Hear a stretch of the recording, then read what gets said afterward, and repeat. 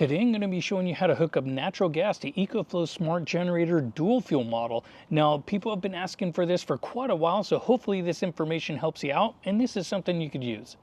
Okay, so we have to put our regulator together, and we're going to be using this T-fitting. This is a 3/4 inch T that you can pick up at a hardware store, along with a 3/4 to 1/2 inch. This is going to be for the natural gas side. And then we're going to use another one. This one will allow us to put in this brass fitting, which is a 1/2 inch to 3/8 flare for the propane, and a 3/4 inch nipple. And I will leave links down below of the regulator and also as many parts as I can find to help you build this. Now, we will just use some pipe dope, but you could use tape if you want. And you don't need a lot of this.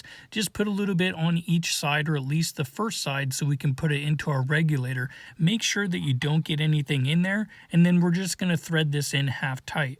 We'll put some more pipe dope on the other side and do exactly the same thing, and then we can use the T to tighten this down onto both sides of the regulator and also the T fitting. We'll now take one of the 3/4 to 1/2 reducers, go ahead and add some pipe dope on here, thread this in hand tight, and then we'll do the same thing to the other side, and then we'll tighten them both down.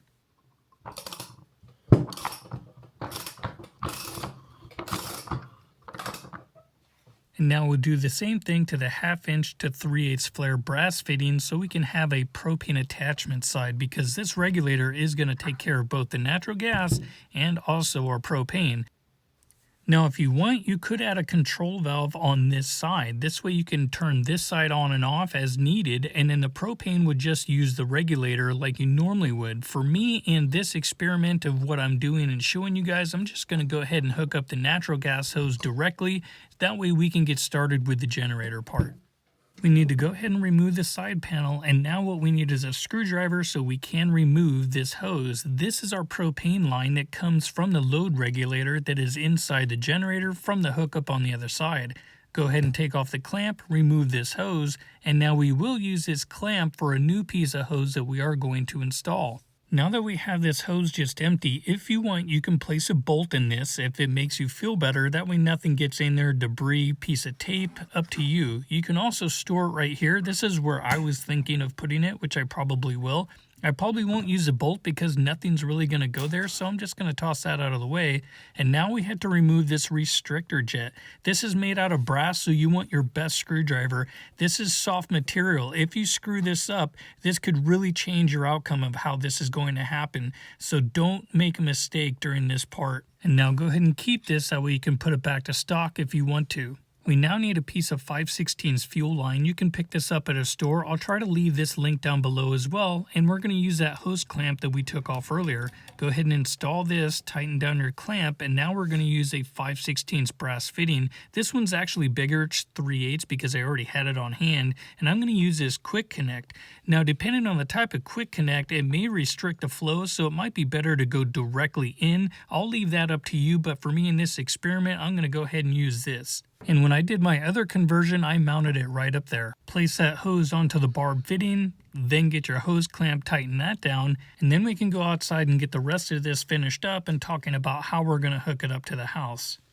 Okay, now, so depending on where you're going to hook up your natural gas line, if you're close to the meter, you can actually get away with a smaller hose. You don't have to do a 1/2 inch. They say that 3/8 is typically fine for most of the smaller to medium-sized generators, but let's say we're going to hook up to maybe where your barbecue outlet is. This is a 1/2 inch fitting, and because the meter is now on the farthest side of my house, most of the time they're going to say is that you're going to need at least a 1/2 inch line, your hose line anyway, that's going to now go to your generator. And the farther out you go, like I'm only doing about a 20-foot hose, if you do 25, 30, 40 feet, you may have to go up to a 3/4 inch line or maybe even a bigger fitting. So you may want to consult a gas company depending on how your generator runs, but since we are running this on a small generator, it should be fine. Okay, now I have my natural gas hose hooked up already, and since I did mess with this, you do want to check for leaks. I've been using these little pins. If you've been following me, these are great. You can use soapy water, it works just fine. We're going to go ahead and turn this on just to make sure, and so you just do a little sniff test. That's all this does. And if it starts beeping and turning red, then you know you have a leak and you should address that. So we'll come back to our other connections. Okay, so come over here, do a quick leak check now. Make sure all of our fittings are Nothing's making any kind of, little noises or anything, so everything is good there. No leaks are over here, so I would say that we're good to go. Okay, our first test is going to be for natural gas. Now, there are some pros and some cons to this setup. A lot of people have been wanting natural gas, but here are some of the cons. Is that one, you will have to devise a way for this, because what happens here is that when you put in your propane connection, there's a little switch down here. You see this? When you press that back in and out, what this does is that when you press it in, it actuates the little pin that is on the carburetor over there. So I'll show you that. So this is the little actuator that stops the flow of fuel, and a little pin will come out. I don't have any gas in mine because I've just been running propane, but right now, if there was gas in there, it would be flowing because we don't have anything plugged in on that side, right? So you will either have to take your original propane adapter, plug it in, that way it actuates this pin if you're using gasoline. If you're not using gasoline and it's empty, then don't even worry about that. And remember, this hose isn't doing anything. This is basically bypassed. It's dead now. It does nothing. So we've got all this hooked up. This is now going to be our primary fuel source for natural gas, and we'll also do propane. Okay, so I've made a little mark on here. It's a little bit hard to see, but it's black right there. And so what we need to do is count the turns out. And depending if you don't buy this model, if you get a different one, a lot of them are all set up the same. This can work for a small 80cc engine like this up to some of the bigger ones. So if you have like a 420cc engine, this goes up to, it's 45 horsepower is what they told me. So that covers most of all of our, backup generators that we use. So what we have to do is count the turns out. So for natural gas, after I've been testing this, I've had to do 13 out because you don't get as many BTUs, not as much horsepower. So that's going to be one turn, and we're going to go all the way to 13.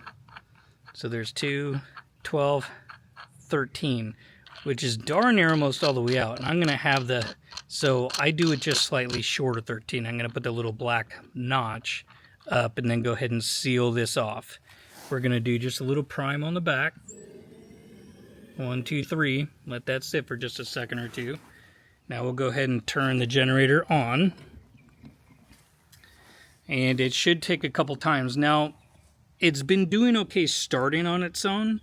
I don't think this is something I would have off-site because there's not a lot of vacuum in these little engines, right? And so it's also electronic choke. Now, when you pull it, I've noticed the starting feature works much better. It's been doing pretty good so far, just starting naturally. So I'll show you, see if it does it. Normally takes about twice. And we'll see if it does it on the second one. Of course, I did have it completely drained out, so I probably have to prime it more. Yeah, we'll probably have to prime it again. Oh. Okay, now here's the problem is that I don't know how this would do after like 12 hours of waiting if you're going to want to charge it up and then let it sit. I haven't done it that long yet. I don't trust it myself, but we're going to go over now setting your loads. We're going to use a Delta 2 over there, and I'll show you how to set the loads on it. That way we know it's working. Okay, so Delta 2 Max, go into the app settings, whatever it is you're going to use to, charge it. And what you want to do is use AC first, because this controls the loads a lot better versus if you go to DC charging right away, it puts the engine in a high rev, and it's just loading it prematurely. Even though it does that for a second or two when you plug in the AC cord, it will rev back down, and then we can make sure our load regulator is kind of set up correctly. So whatever it is you're going to use it, put it at the lowest AC charging, and then you will set it up from there. So see if it starts. Almost always takes 2 after it's primed.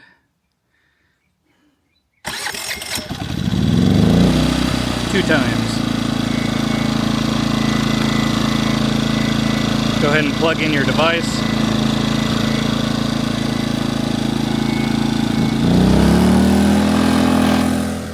Okay, that's going to run on high for about 30 seconds. It'll drop back down, but there's not really much of a load on it. It's only 200 watts. Okay, now the generator's back down. It's on eco mode, so go into your app. Hard to see there. We're going to just bring this up to about 500 watts and make sure it holds that load. If it doesn't, we need to add more fuel on the load block. So I'm gonna let this sit for about a good minute, and then I'll come back. Okay, so far it's been holding 900 watts. Now remember, natural gas, we do not get nearly the power, especially on these little generators. They just can't hold it. That's why you don't see a lot of natural gas generators that put out a lot of power when they're this small. So I'm gonna go to 1100, we'll see how well it does. We'll let it hold there for a minute. Okay, now so far it's holding 1100. Now what I've found is that 1200 is a stretch, 1300 it usually doesn't do. So you don't want to try to run your generator at max on natural gas. See right there, 1200, it just can't do it. We're gonna drop it all the way down. So you're kind of limiting yourself to about 1,000 watts on this setup. So then you got to determine, is this something you want to do?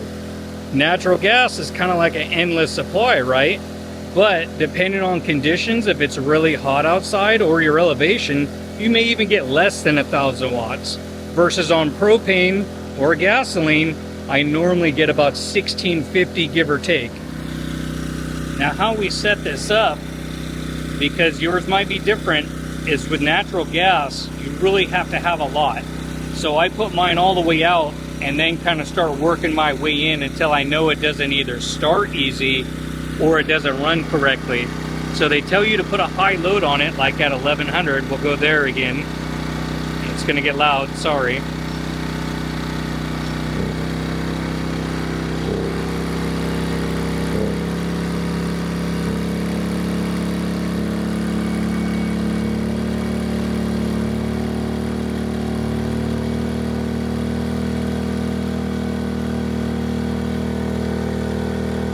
Okay, so there's about 1100, and what you would do is turn this in until it starts to die off a little bit. You just go ahead and listen.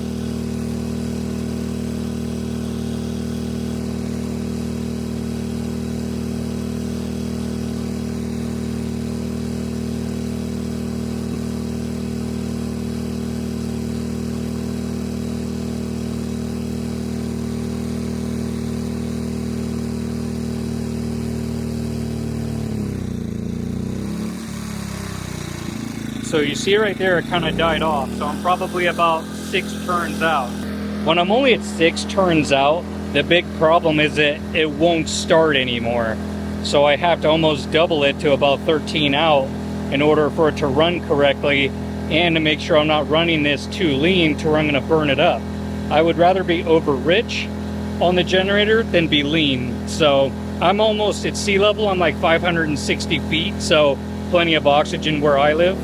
Okay, so now we're gonna try DC charging real quick, and then we'll do propane, and then we'll end this out, and I'll give you a couple other pointers.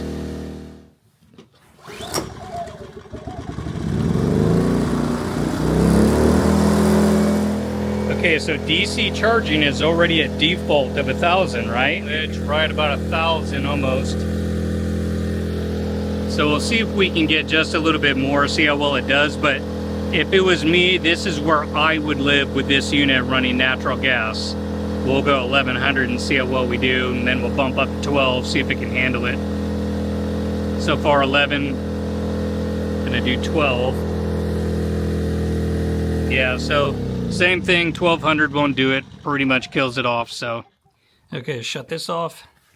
Now, because I don't have a shutoff valve here or a cap, which this is something you may want to do depending if you do this, you could add a valve on this side. You could also add a valve on this side so you could just close it instead of cap it. Unless you're just going to run natural gas the whole time, that's primarily what you want to do, then just get rid of all of this, take your cord, run it straight in, and then you don't have to deal with any of this.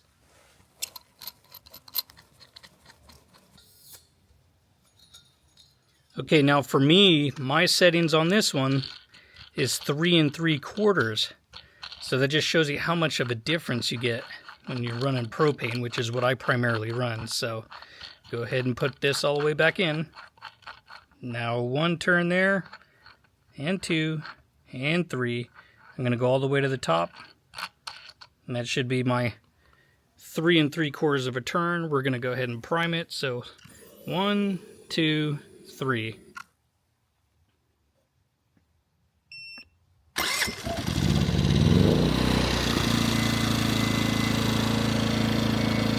Okay, now this is a lot more finicky on propane. If you go out a turn and a half or so, it'll start to kind of die off. Then, you hear that? Even worse, it's not running as smooth. Turn it back in. Hear it smooth out. If I go in too much, now it's starting to die off. Hear the popping. So back to where right about there. Okay, now running on propane max. So now look at that, 1700. So, which actually, that's a good day for that guy. Normally 1650-ish, kind of my max. Of course, I normally don't charge it full anyway. I'm usually about 1400 if I'm charging this thing. But anyway, so that just kind of shows you the difference. But you can run it on natural gas if you want, but you're going to be maxed at about 1,000.